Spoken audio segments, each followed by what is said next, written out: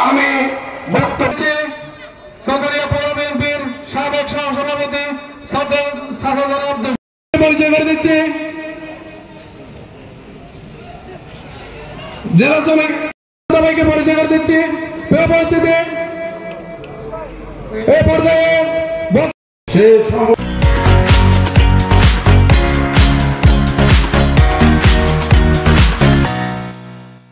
আন্দোলন বুকে লালন করে আজকে আমরা রাজপথে আছি।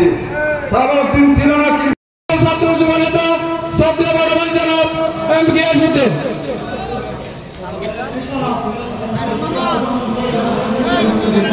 বক্তব্য এখানে শেষ করলাম। আসসালামু আলাইকুম। বাংলাদেশ জাতীয়তাবাদী শ্রমিক দল চৌকরিয়া পৌরসভার দ্বিবার্ষিক সম্মেলনে ভাই রফিক আহমদ মঞ্চ উদ্বোধক হিসাবে উপস্থিত আছেন। কক্সবাজার জনতার মেয়র বাংলাদেশের জাতীয়তাবাদী দল শ্রমিক দল কক্সবাজার জেলা শাখার বিপ্লবী সভাপতি জেলা বিএনপির সাংগঠনিক সম্পাদক কক্সবাজার পৌরসভার গণমানুষের প্রিয় নেতা জনাব রফিকুল ইসলামকে আজকের এই দ্বিতীয় অধিবেশনের সভাপতিত্ব করার জন্য প্রস্তাব করছে।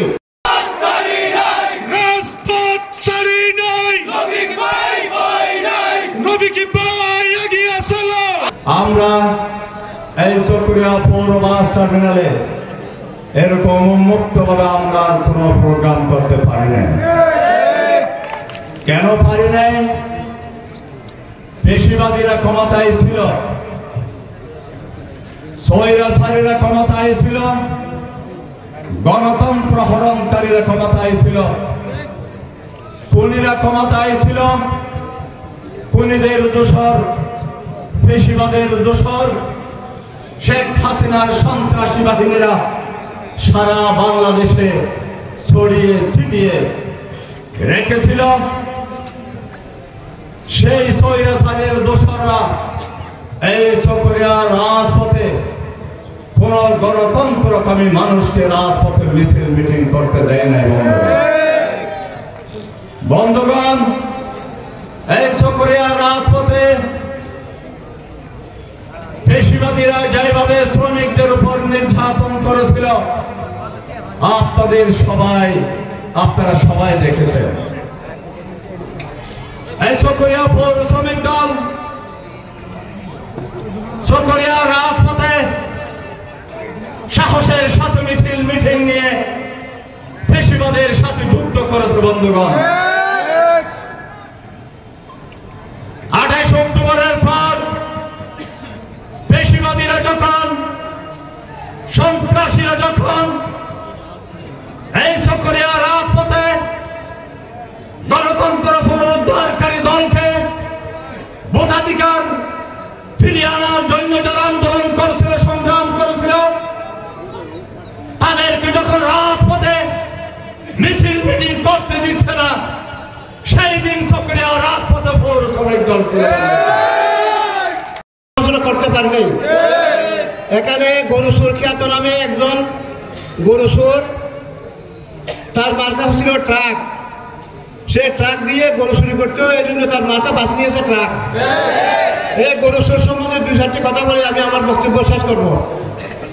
আপনারা জানেন এই গরুসুরের কোনো বৈশিষ্ট্য নাই। সে উন্নয়ন করেছে তার পরিবারের, তার 14 গোষ্ঠীর, তার ছেলে মেয়ে থেকে শুরু করে সমস্ত আত্মীয় স্বজনের উন্নয়ন করেছে। এদেশের কোনো মানুষের উন্নয়ন করে নাই। কথায় কথায় গুলি, অত্যাচার, অবিচার থেকে শুরু করে এই দেশে সে সন্ত্রাস ও নৈরাজ্য ছাড়াইয়ে দেশের মানুষকে জিম্মি করে রেখেছিল।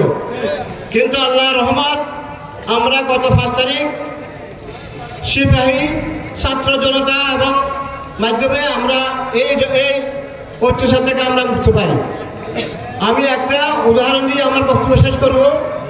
এখানে অনেকে আসেন, হজ করছেন। হজের একটু উদাহরণ দেব।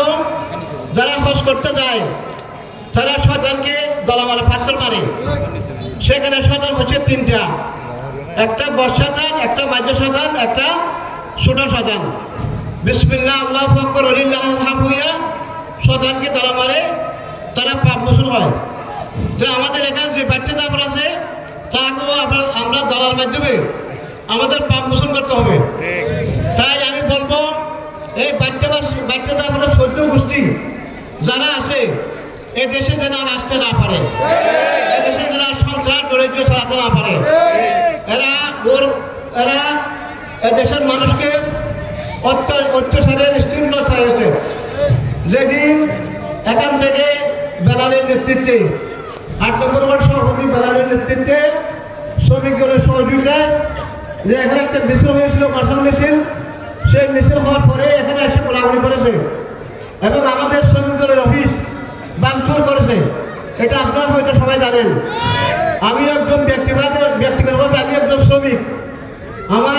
আমি আকাশবাণী শ্রমিক ইউনিয়নের সভাপতি ছিলাম। সেখান থেকে ধীরে ধীরে আমি রাজনৈতিকভাবে আমি এদেশের মেয়র হয়েছিলাম। শ্রমিক দলে এটা অত্যন্ত একটা গুরুত্বপূর্ণ সংগঠন। এই সংগঠনের সাথে কেউ বেমানি করে টিকতে পারে নাই। এই সংগঠন অত্যন্ত আস্থাভাজন সংগঠন। ওরা আপনার জন্য বুক ফেলে দেবে, প্রাণ দেবে, জান দেবে, মাল দেবে, তারপরেও বেমানি করবে না। সুতরাং যারা এখানে এদের সাথে বেমানি করেছে তারা কেউ টিকতে পারে নাই, তাই বাড়িতে এখনো টিকতে পারে নাই।